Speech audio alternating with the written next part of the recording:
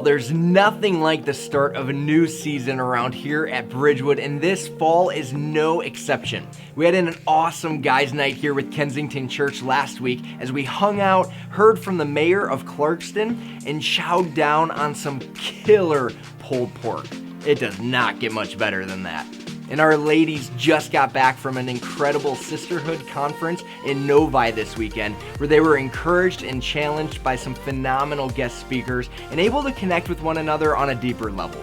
And if that wasn't enough, life groups are still in full swing. Immerse kicks off this week, and this place was packed on Wednesday with all 4 of our growth classes kicking off.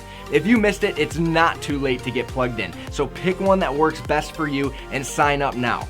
Bridgewood Youth was also doing their thing on Wednesday, and there's so much excitement and momentum right now around all that God's doing in and through our students. This upcoming Wednesday morning is See You at the Pole, an annual gathering of thousands of students from all over the world around flagpoles to pray for their schools. So from Clarkston and Brandon, Oxford and Lake Orion, Waterford, Oakland Christian, and more, our students will be out in force, representing Jesus and interceding for their schools in a challenging and sometimes even hostile environment to their faith. So let's keep them in our prayers and cheer them on as they live on mission. And one last heads up, we've got an amazing new app launching on October 6th that'll revolutionize the way that you engage and stay connected here at Bridgewood. In an extremely user-friendly format, you'll be able to register for events, sign up for life groups and classes like never before, give right from your phone easier than ever, and check your kids in before you even get here. Imagine that. It's going to be a total game changer. Be on the lookout for more details over the next few weeks as we get closer to launch. Well, that about does it for now, so let's get ready to hear another incredible story of life transformation from one of our very own as our Storyteller series continues.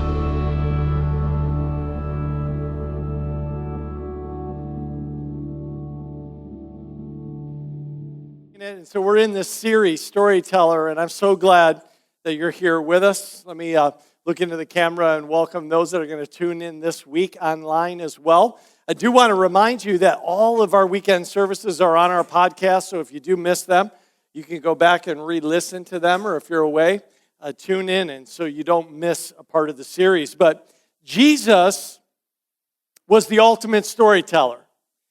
And I was thinking about just how Jesus communicates. Being a communicator, I want to look at the ultimate communicator, the best communicator, and I want to learn.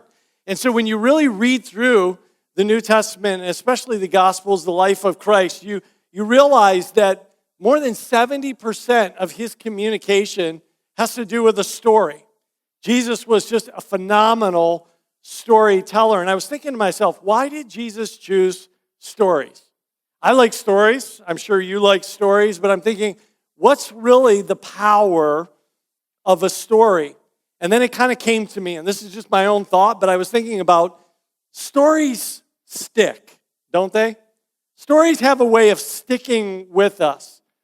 It's funny about people is that a lot of us can't remember what we ate a week ago, but we can remember stories that happened 20 years ago. And that's just kind of how it is, because stories have a way of sticking with us. And so stories, Jesus wanted to connect to something that was going to stick with people so that his teaching wasn't just for the moment. but that it was something that would teach way beyond the moment that they would remember. And so Jesus was a genius at connecting spiritual principles to stories because people don't forget stories. Yet when they would remember the story, they would remember what Jesus talked about. This whole series, Storyteller, is looking at the stories that Jesus told. What was he talking about? How does it apply to our lives, especially today in 2019? And what can we learn from them?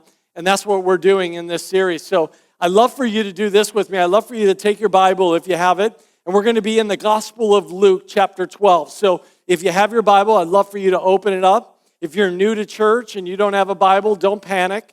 It will be right here on the screen. And I'm going to read just 2 verses, and then I'm going to stop and just kind of set the setting and the context for you as to what's going on here in Luke chapter 12. And so here's Jesus. In verse number 13, he says, someone in the crowd said to him, to Jesus, "Teacher, tell my brother to divide the inheritance with me." Jesus replied, "Man, who appointed me to be judge or arbitrator between the two of you?" Then he said to them, "Watch out. Be on your guard against all kinds of greed. Life does not consist in the abundance of his possessions." So let me tell you what's going on here. Jesus is like at rock star status, okay? His ministry has exploded. He is teaching to the largest crowds that Jesus ever taught to. People thought he was unbelievable that they would travel long distances just to be under the teaching of Jesus. And so he is at the height of the success of Jesus' ministry earthly and the amount of people that he's touching.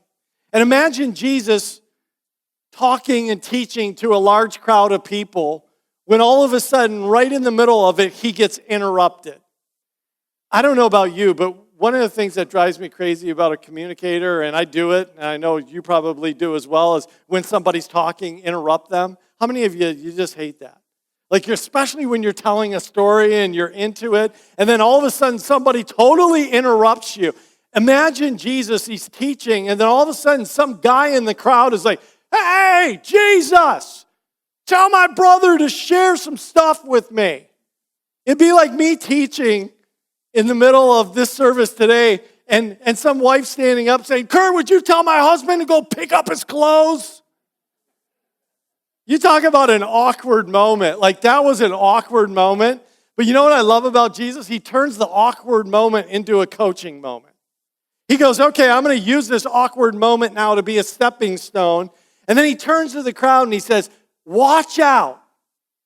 Be on your guard against greed." So he really zeroes in. Jesus always had a way about looking right through the outside, right into the inside of people's hearts. And he goes, listen, let me just boil this all down. We got to be really careful about greed because greed comes in all different forms.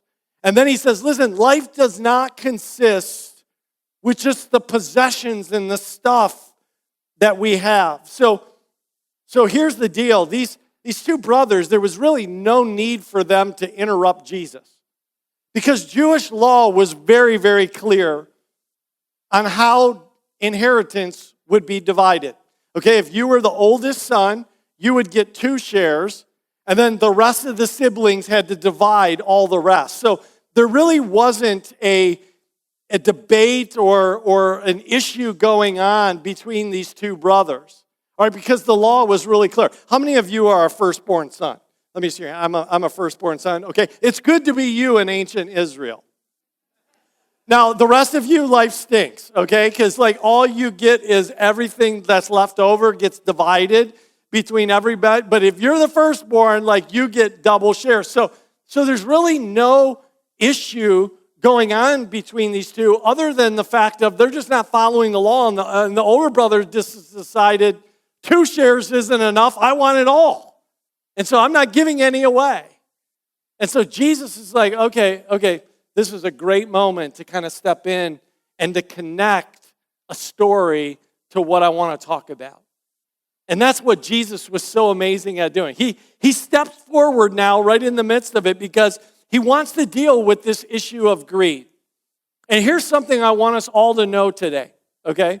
I want us all to figure this out today, is that our human nature is greedy, is selfish. That's kind of what he's talking about here. I want to do something that we did in the first experience that really helped people to connect this. All right, so would you just take both of your hands? Would you just put them out in front of you and close your fist? All right, just kind of hold them out in front of you like this. Everybody participating. You're not going on a roller coaster ride or anything like that, but just kind of put them out in front of you there. And this is really what our human nature is, because what greed is in its simplest form is when we hold on, when we live with closed hands and we hold on to stuff for ourselves rather than giving it to someone else, okay? So now take your hands and flip them upside down and open them up, okay? Open hands is generosity and is sharing. We have a value here at Bridgewood. We teach people, we call it live open-handed, meaning live generously, because our nature, every single day that we wake up, this is our nature. It's to be self-centered, to be selfish, to think about us. And so almost physically, you got to take your hands, you got to take your mindset, and you got to go, I got to live open-handed today. Because at the core of who we are is a selfish nature that wants to be in control of everything that we do. And so Jesus says, do you understand there's all different forms of greed? You know, when we talk about greed, the first thing we all think about is money and possessions. But do you realize that greed, there's all kinds of forms of greed. You can be greedy with your time. You can be greedy with your knowledge, like you could keep it all to yourself rather than sharing it with someone else. You could be greedy with love, like you could just be like, I'm just going to love myself, but I don't want to love. I'm not going to give anybody else love. You can be greedy in all kinds of ways. And Jesus says greed is so deceptive because our identity so many times comes through what you and I have, the stuff that we have. There is a shift that happened in marketing that really revolutionized our culture. Like years ago, and I'm talking about my generation and the generations before. I'm a Gen Xer, but boomers and those before, that really marketing focused on two things: features and benefits. What companies would do is they would tell you all the features of the product and then all the benefits for it, and that's what marketing revolved around. But then a shift happened in our American culture that turned everything upside down. It's called identity marketing. So now marketing isn't so much about features and benefits. You'll get a little of that. But now it's all about, you got to have this because if you have an iPhone 10 or 11, you're going to be cool.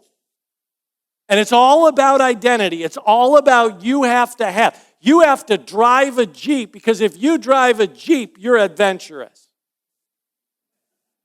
If you drive a minivan, we'll talk later. Right? That's what it is. That's what our culture is. It's all, our identity is by what we own and by what we have. So Jesus is standing into a crowd that understands this. He's speaking to us today. We understand this. He's saying, listen, life is not, your identity is not about your stuff. It's not about that. And so in order for you to understand this and for us to learn, he goes, I'm going to connect a story so that you don't forget this, so that it sticks. So in the midst of the crowd, Jesus goes, let me tell you a story. And this is what he says, verse 16. And he told them this parable. That's what a parable is, a story.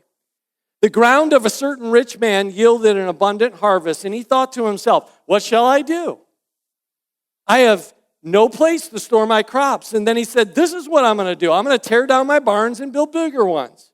And there I will store my surplus grain. And then I'll say to myself, you have plenty of grain laid up for many years. Take life easy, eat, drink, be merry.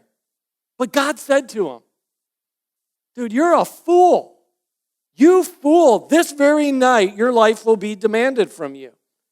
Then who will get what you have prepared for yourself? This is how it will be with whoever stores up things for themselves, but is not rich towards God. So Jesus tells this amazing story. It's a little story, but it has a big impact. It's not really hard to understand. Here's a guy, and again, in Jesus' culture, primarily people were farmers, okay? If I were speaking today and using this parable, I'd talk about the automotive industry, because that's what a lot of you do. But Jesus was speaking to a group of farmers. So he says, listen, this guy has a farm, right? And it's a rich, abundant crop. I'm talking about this guy is got an organic, no GMO field going that all the hipsters love. And it's producing so much that all of his barns are full, and he's left scratching his head going, I still got more. Where am I going to store it all? So he thinks to himself, and he says, I'm going to build bigger barns. I'm going to build bigger barns. Let me tell you what happens with greed and why it's so deceptive. This is why Jesus said you got to watch out for it.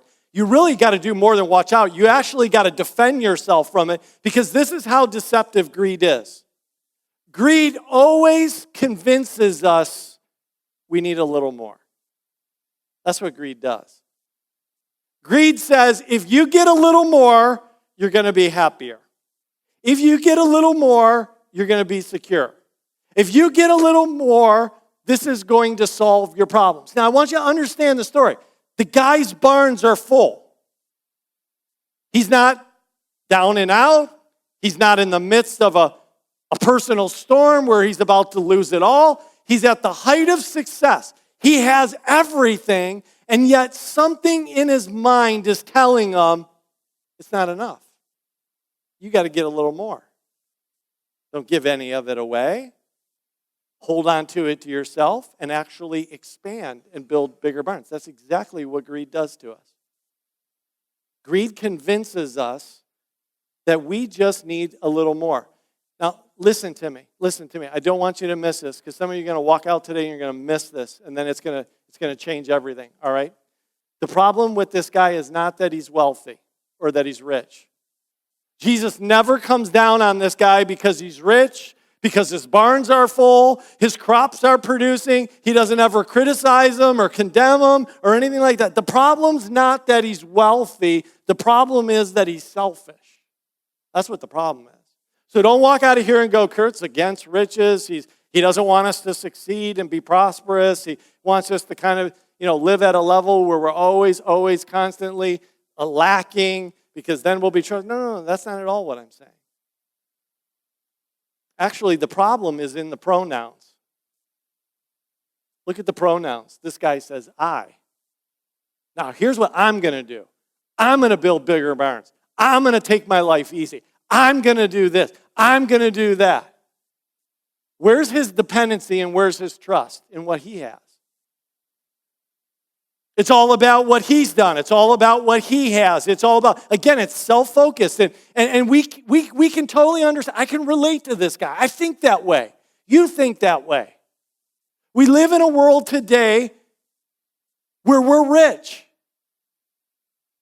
And I know some of you are like, okay, so there's like 3 of you that believe that. The rest of you are like, no. Look. I'm not rich. But we are. When you take the world and you put us in the world, I looked it up, the median income for the entire world, like if you took the whole world and averaged it out, the median income would be $10,000. If you make more than $10,000, you're rich.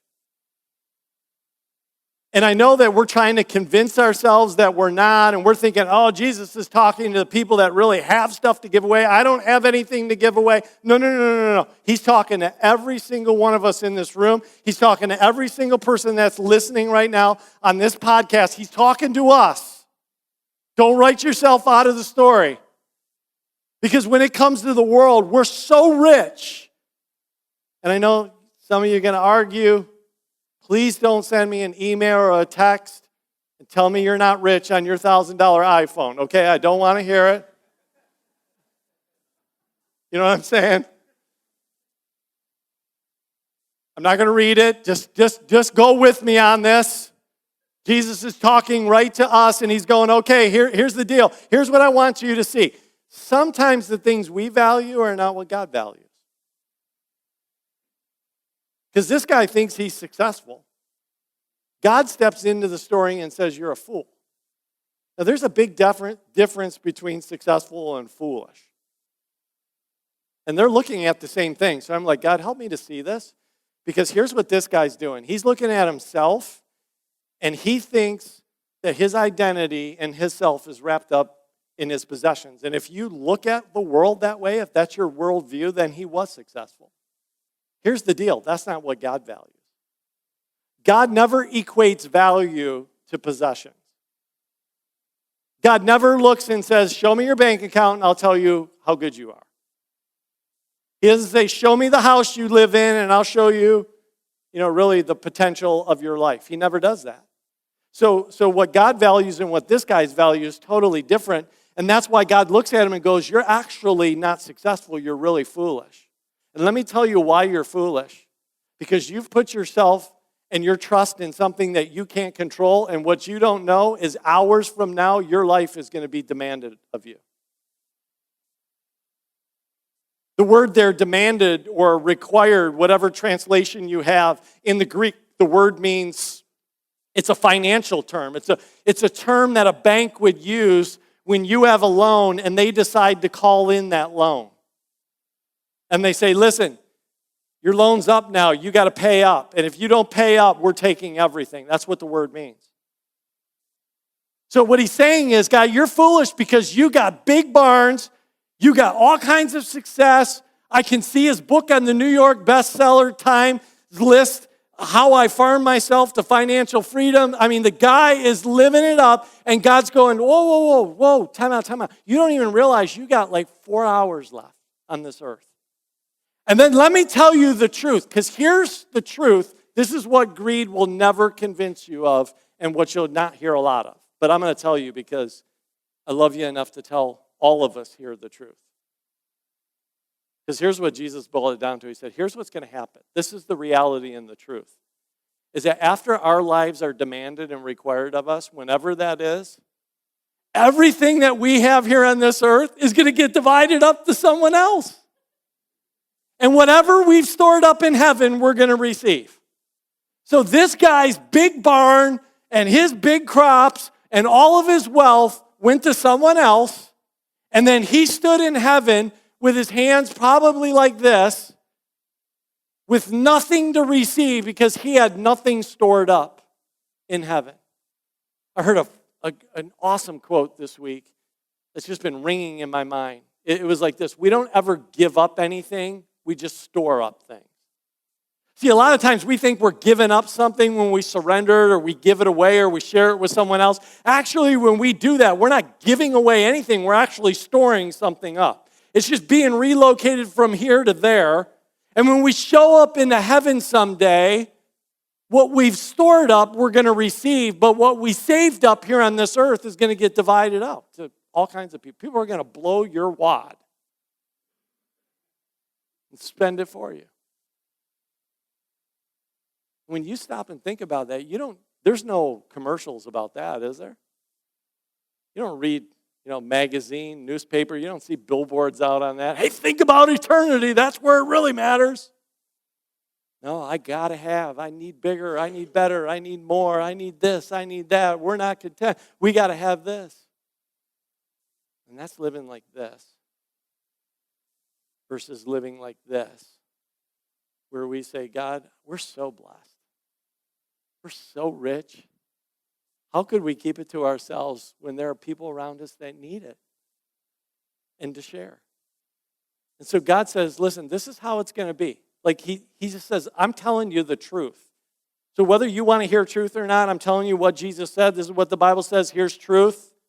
This is how it's going to be for whoever stores up things for themselves. It's going to all get divvied out to someone else. But that is not rich or generous towards God and stored up things. So here's what I want to do. I want to come to this story now. I want to just break it apart. And I want to do it in two ways so that we'll remember. So that we'll leave today, when we hear this story, we're going to remember what Jesus said.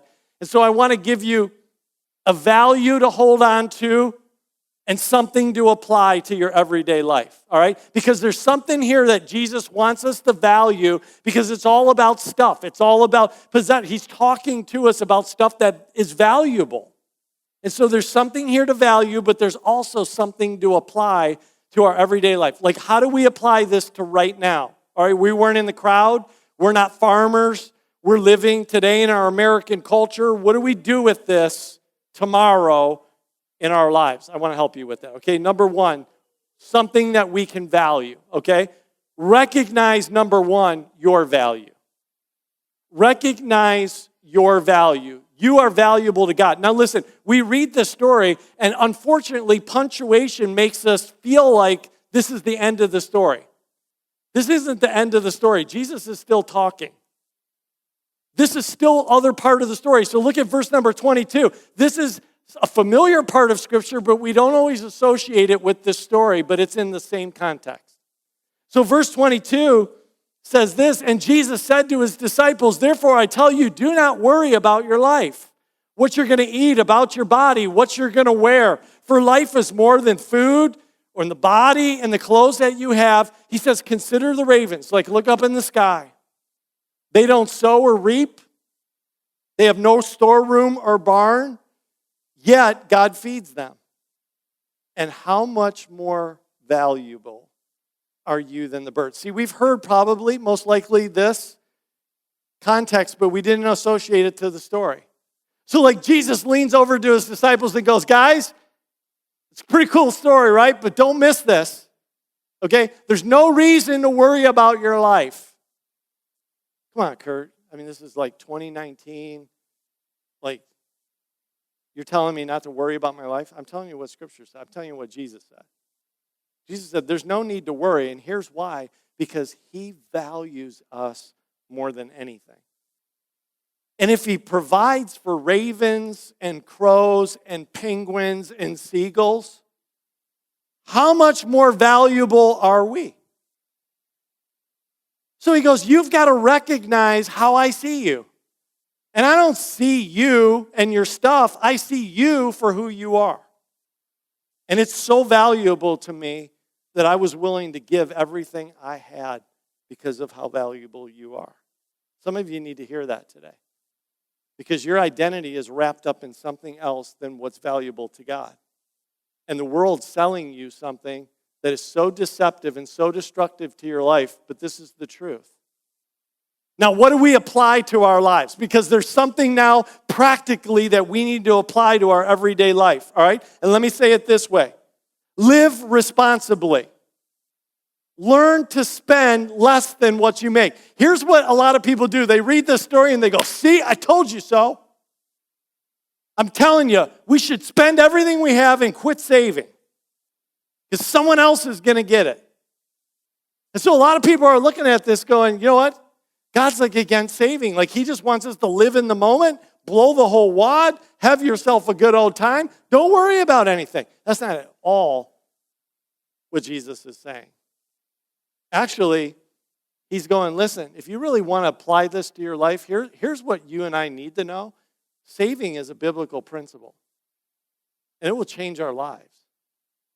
Actually, here's what the Bible says. Proverbs 21 and verse 20 says this, the wise man saves for the future, but the foolish man spends whatever he gets. And so he's helping us to understand something that we need to apply to our lives. The reason why many times we can be generous and we can give is because we've applied the principle of saving and we have something or we have an abundance to be able to give away. When we live foolishly and we don't live that way, we don't have things to give away. We don't have the ability to walk through life open-handed. So he's going, listen, this is a spiritual principle. Like, get this. Like take 10% and give it to the Lord, and then maybe take 5 or 10% and save it and learn to live on 80%. And I know some of you are going, oh, come on, that's not even realistic. Trust me, we could live on half of what we have and be just as happy. Okay, like 2 of you got that one. Proverbs also says this, listen, here's the mascot we need to follow, the ant. It says, consider the ant. you sluggard. Like it starts talking trash to us now. It's like, you're an ant. Like, think about the ant, you lazy. Consider its ways and be wise. It has no commander, no overseer, no ruler, yet it stores provisions in the summer and it gathers food at the harvest. The next time you're sitting at your table and you see an ant walk across your floor carrying meat and corn and all of that, know that that's your stuff. And it's all under your cupboard, under your refrigerator. They're eating like you wouldn't believe. And it's all your stuff and my stuff. Because they realize saving it up is an important principle. And the Bible even tells us, learn something from that. Apply that to your life. The second thing is this, all right? There's something else to value, and he says we need to value others. So Jesus now is still telling the story, and he says in verse number 32 there, he says, don't be afraid, little flock, meaning it's okay to trust, don't be freaked out, for your Father has been pleased to give you the kingdom. Sell your possessions and give it to the poor. Here's what Jesus went on to say in the story. He goes, listen, do you realize the inheritance that God has given you? Do you realize that everything that God has, he's been willing to share with us? So what he's trying to do is put him at ease, saying don't flip out or freak out. You have enough to be able to share and give away because do you realize what God has given us? Do you realize that he is sharing the kingdom with us? And so don't be worried. Don't be stressed out about that. He says, do you understand living with your open hands and being generous to others? And so he just tells them, go sell some stuff and give it away. Share with someone else. We have a value here at Bridgewood, and it's not just a saying. I don't want to just make it a phrase that we hang on the wall. I want this to be the lifestyle of our church. Like when people come to Bridgewood, it's part of our DNA.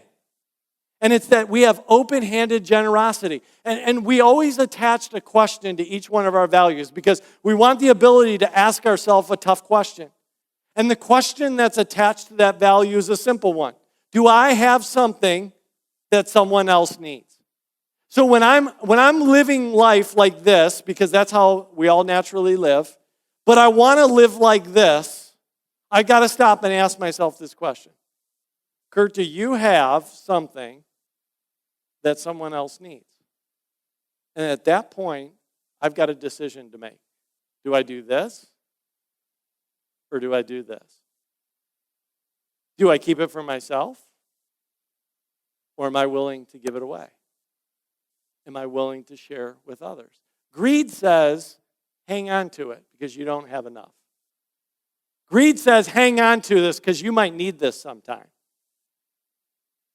But generosity says there's probably someone else out there that has it worse than we do and that probably needs it more than we do. So I want to share a story with you. Some stories we're going to do live, we're going to bring up here, and other stories, the communicator will get the opportunity to share a story of someone that is part of our family here at Bridgewood that's so inspiring and so challenging. And I get the opportunity to share one of our family stories today. I asked their permission. They said I could share the story, and I want to make sure that that story is right. And it's just super powerful to what Jesus, it's exactly what Jesus is talking about here. So let me introduce them to you. Here they are, right here on the screen. This is the Alley family, Robin, Andrew, and Lauren. There's just an amazing family. I love them. They're here in this service. And I just love this family because they're just awesome, awesome people. That Andrew is on our board of directors, and he serves as the treasurer of our church here. And Robin has an interior design business and does it. And Lauren's just cool. Lauren is like an entrepreneur. She is super cool. She's back there, graduate of Oakland University, just super sharp, super smart. And we love this family. And so I'm going to get to share a part of their story that I have found so incredibly inspiring. So 1 year ago this month, September 2018, Andrew and Robin walking that really cute dog there, Cody, on their regular walks into a park here in the area and notices a man in the park kind of sitting off to himself with some bags and a few buckets. And it didn't take long for them to put two and two together that this guy's probably homeless and doesn't have a place to live, and he's probably living here in the park. And so they just began by waving and saying hi to him, and then began to have a little bit more dialogue and conversation. And then it got to a point where they started to do more than just wave and say hi. They started bringing him non-perishable food goods.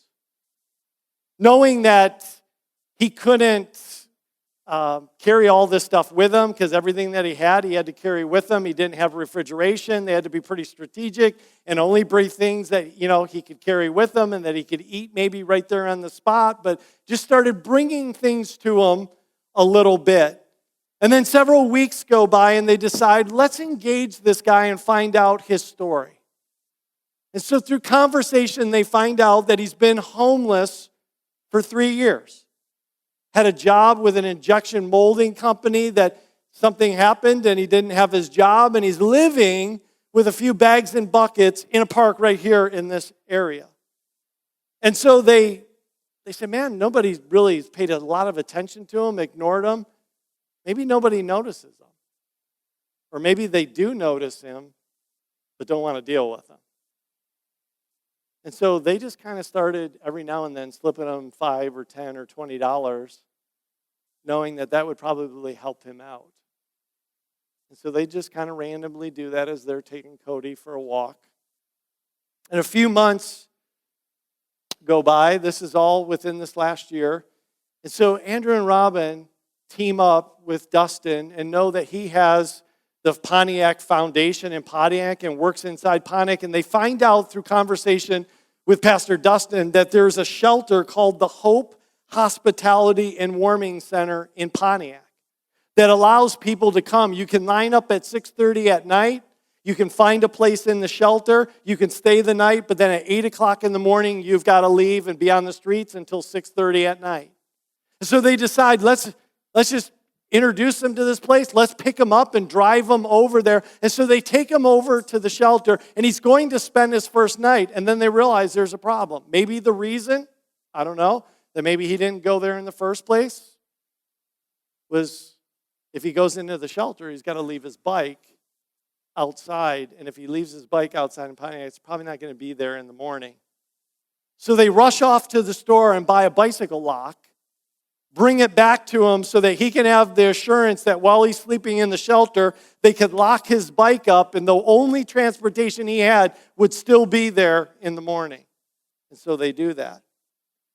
And so they're trying the best they can, because this shelter does more than just provides a bed. It helps them get identification, a social security card, medical information, all the stuff that's important for a job. And from about January to March, somewhere in those winter months, he starts trying to apply for a job, trying to find some work. They kind of lose contact with him because he's not out in the park as much. And so they would randomly go there around 6:30 at night when the line would start lining up, and they would look for him. And then when they see him, they would just get out and have conversation with him. Once in a while, take him to dinner or just engage with this guy. And so finally, in the spring, through one of Robin's friends, this friend is hiring, and she decides to take a chance and hire this guy. And she's got a company that cleans HVAC systems within factories, and so they take a chance and they hire this guy. And even though he's in his 50s and most of the other workers are in their 20s, Robin's friend said he was the hardest worker of them all.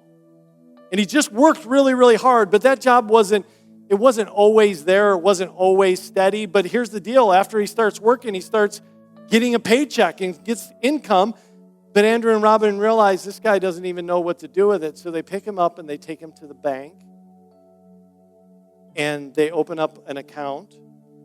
They bought him a cell phone for Christmas and brought it to him because they knew if he's applying for jobs, someone's going to have to contact him. If he doesn't have a cell phone, what's he going to do? And so they just set him up with everything they need, help him learn how to use a cell phone, to get a bank account, to cash his checks so that they can do it, all the meanwhile trying to find a job. And so just a few months ago, he decides that he's going to enroll in the Dorsey School program here in Waterford to get a certificate as a medical assistant or patient care technician.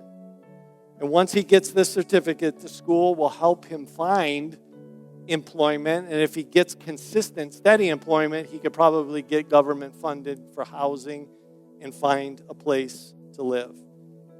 And they still keep in contact with him with text and phone calls, pick him up every now and then. Bought him a duffel bag and some clothes so that when he goes to work in the factory or goes to work somewhere else, he has clothes and just does all of that. And then just says it's been a year-long journey, but he displays hope, happiness, and gratefulness, which hasn't been in his life in a long, long time. And they're willing to tell their story. It's easier for me to tell it than for them to tell it. But they wanted to tell this story, and I wanted to share this story because this is exactly what Jesus is talking about. This is what living on mission means. It means that we take what God has generously given to us and we look for others, and rather than letting greed get the best of us, we live this way. And we say, maybe there's someone out there that needs something. And we might not be able to touch everyone, but we can touch someone, right? And maybe you can't get involved as that, but we can all be involved in some way. And they just live that way. And thank you, Allie's, for an inspiring story, for living on mission, for doing what Jesus has called us to do in this story and says, listen, this is what we need to do. So let me apply this to our lives. Aim to be successful. That's the second thing. Not only see the value in others, but aim to be successful. And by success, I don't mean how much money you have or how big of a house you live in or what kind of job you have. By success, I mean, here's what success is to God. What are you going to do with what I've placed in your hands? That's how God values success. He just says, whatever's in your hand, how are you going to do, and what are you going to do with that? That's success. If we keep it to ourselves, that's greed. If we say, God, I want to live this way so that I can be a blessing to others, that's success in the kingdom of God. We need successful people on this earth that represent the kingdom of God. So the world doesn't think success just means money. It means really following and living on mission the way Jesus did. And lastly, here's what he wants us to value. All right, here's something to value is the value the kingdom of God. Jesus goes on and wraps this whole story up. In verses 29, he says, and so don't set your heart. Don't get your heart focused on what you're going to eat or drink or worry about, or you're going to run after all these things like the world does. But your Father knows you need them. And then watch what he says. But seek his kingdom first, and these things will be given to you. We probably have heard that verse before, but maybe not in the context of the story that Jesus is telling. Which is, here's what we need to value. We need to value seeking and expanding the kingdom, because that's what's on the mind and heart of God. Because at the core of who God is generosity. For God so loved the world that he gave. He didn't talk about it. He didn't sing about it. He didn't write a book about it. He said, I'm going to do it. I'm going to give it. I'm going to live this way. This is how he hung on the cross. He didn't hang on the cross like this. He hung on the cross like this, willing to give it all for you and I. And so what do we apply to our everyday life? Here's what we apply. Live beyond what's comfortable. I read this story again. I've read this story a few times. I'll tell you what scared me to death.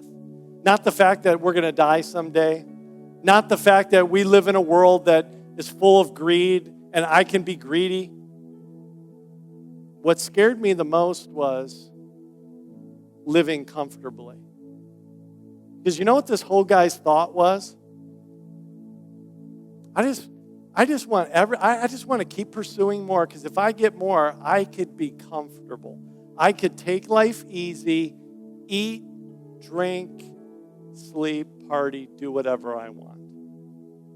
And we've got it in our minds that comfortability is attainable. And I'm telling you, it's not. Comfortability is like security. It's an illusion. Like stuff can happen right now in this moment that could change everything. And so the whole purpose here is don't put your trust and your focus on stuff, because that stuff can be gone in a second. And when we start living like, you know what, if I just get a little more, if I just hold on to this, I'm going to be comfortable, I'm going to be happy. When we get in that place, that ought to scare us to death.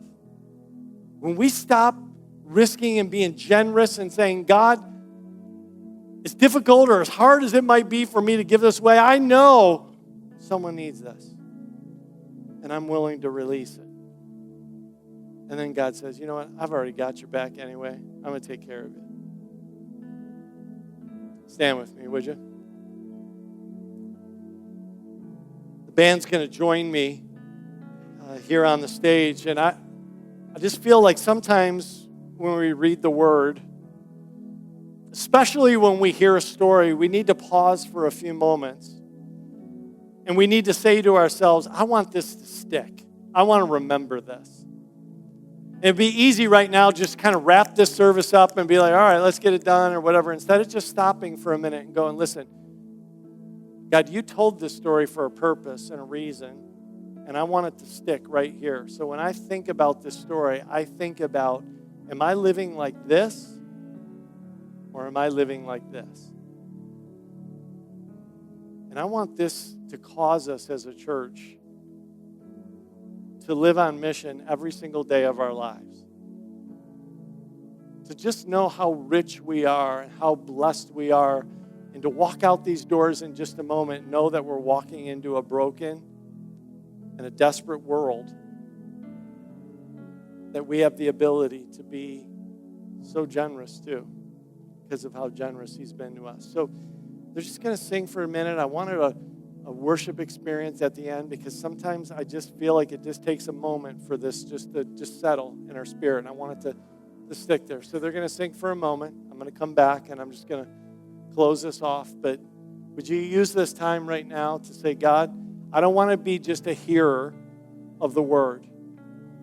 It's a great story, but I don't want to just hear a story today. I want to live a story. And I want to do this in my life. And so let's just worship together for a few minutes. I'll be right back.